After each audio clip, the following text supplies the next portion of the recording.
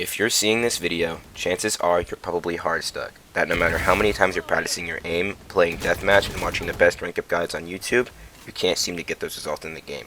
Well, I'm here to tell you that there's a key piece you're definitely missing, and it's called VOD reviewing. VOD reviewing is the act of recording your games and watching them back to see what you did well and what you did bad, and then using this information to help improve you as a player and just improve your game overall. Now, for an example of VOD review, I'm going to be playing one of my own games back and show you the things I do good and the things I do bad to give you a general idea of how to VOD review, and also some of the habits I might have that you might have too, you can learn from and apply to your own game. So without further ado, let's get straight into it. Starting off with round 1, we decided to hit A, and as I'm coming through tree, like, everything's going fine until I have the most devious whiff of the century. My only mistake there was bad aim, but it ended up leading into our Reyna being in a 1v2. However, our Reyna's just the best player in the world and managed to clutch it out for us. Nice, Reyna! Now, starting out with round 2, we decided to hit A, but we got a pick on B, so we thought that maybe it'd be better to rotate C. I was still trying to see if I could get a pick here. And then just one more thing about round 2 is if you win the pistol round, always make sure to buy something, Spectre, Guardian, Vandal, just anything you can buy that's pretty powerful, because the enemy team's going to have garbage guns, and if you have better guns, you just have a higher chance of winning the round. Other than that, we decided to back up and go C, and at C, I managed to get a quick pick on Fade, and we just kept annihilating them all and just went for a flawless round. Flawless. Nice. Now in round 3, they had a better buy than us. Thankfully, my Neon managed to grab a pick on an enemy, which drops a Vandal, and then once I pick that up, that'll equalize the gun advantage, making this round more winnable. Now with Bomb down on site, we just kept managing to pick them off, and that even led to me getting my second kill of the game. Don't get back up, sweetheart. There's a gap in my smoke on Waterfall. So for round 4, we decided to hit C. KJ's util was down, so we got on site for free. That's why the nade comes up so late. I managed to get a pick, and we get bombed down. It's a pretty good round so far.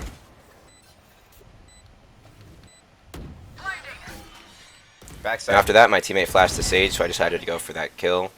And then I used the same angle from earlier and got the pick on Fade. Now here, I messed up really bad. I was feeling myself and I got over aggressive. Now this is bad for 2 reasons. 1, not only did I whiff horribly, but 2, it was 3v1. There was no need for me to peek that angle, but thankfully my teammates managed to win the round. Nice. Now in round 5, nothing really interesting happened. We just pushed A again, and my teammates just annihilated them. I didn't really do much of anything, so there's nothing to see. Anyway, on to round 6, we decided to hit B. Reyna gets a cheeky pick on our Neon, and we get smoked off. There's not really much we can do. And then my Reyna pushes the smoke, and we get picked again, so I'm like, now it's just time to back out. Okay, on site. So I managed to get all the way up A, but I didn't clear sight, so they managed to get the bomb. And then I killed Clove and tried to rush to get the pick, but then my whole team died, and I also just lost this fight. So, I mean, I should have just cleared sight or pushed up even farther, but this was just a really bad round. Now, for round 7, I was not expecting Clove to be there at all, and that led to her getting a free pick on our Neon. Thankfully, Gecko got it back in blood. Then they started spamming from backside. We got bombed down, so I was holding. What you'll see me do here is I crouch, and this is because Fade's crosshair placement is going to be at head height. So by crouching, I'm going to avoid her crosshair being on my head and just get a free kill. Now with KJ ult down, we're forced to play in tree. My Vice stayed on site, managed to get a pick. We just come back tree play for spam. My Gecko spams, gets a kill. Now Sage regs Killjoy here, so I decided to push to the left and try to get the pick, and I managed to get that, and then it was just easy cleanup. Nice. Now for round 8, we tried hitting C, but we got met with heavy resistance. We decided to rotate back to A because our Neon managed to grab a pick. Now Reyna also picked off our Vice on B, so I tried to stay and see if she'd greed the swing, but she didn't, so I just kept making my way towards A. I saw my Neon was pushed far up, so I tried to smoke her off to keep her alive. And then with Bomb down, I was playing Breakable, and they started breaking it. And then here I saw my Neon like sprint out, so I decided to break it myself so that I could help her fight. It led to us getting 2 kills and making it 3v1.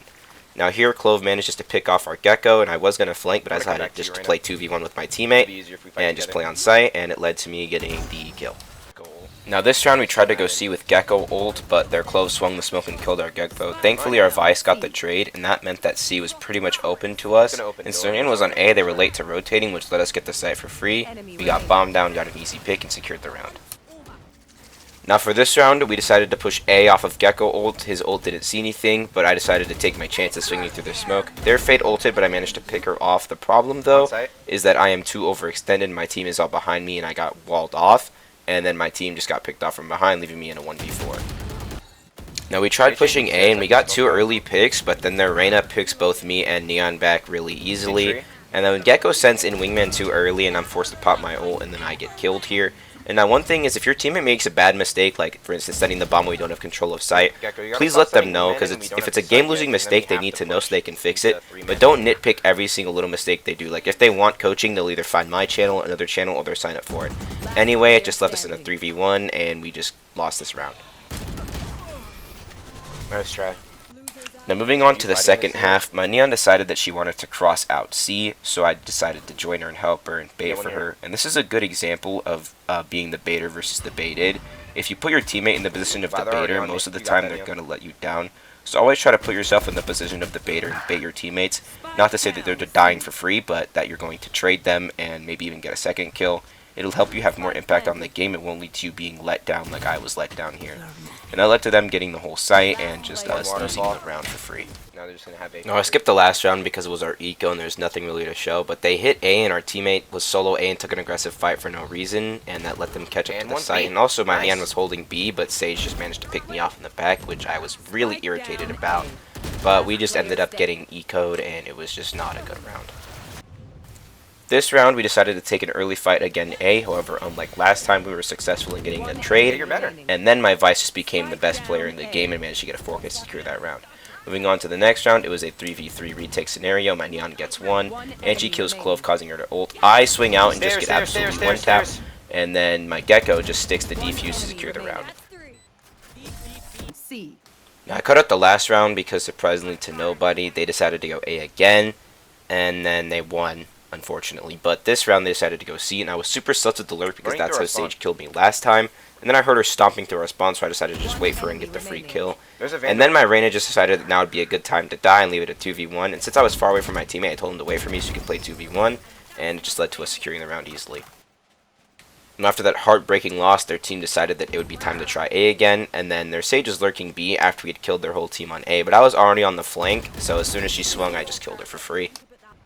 And that brings us to the final round. They went A again. My Vice takes down their Killjoy, which means that I can do my flank strat with no problems. I saw that guy, but I didn't want to shoot him because then I would expose myself and not get that kill. And then it was 2 versus 1. My Neon stunned, and it was just a free round. GG, easy. Defenders win. Now that the VOD review is complete, it's time to write down some stuff so that we can have information on how to improve in the future. So the 2 main things that I need to focus on as a player are to stop over-aggressing, especially after getting multiple kills, and also just putting myself in the trust position instead of my teammates so I don't have to rely on them for the outcome of my game. And with that being said, that's all for today's video. I'm sorry it took so long. I've just been really busy. I'm also trying to just, find more ideas. I'm kind of out of ideas. If you have anything you guys want to see, just please put it in the comments below. Ideas are always appreciated. Other than that, that's all. See ya.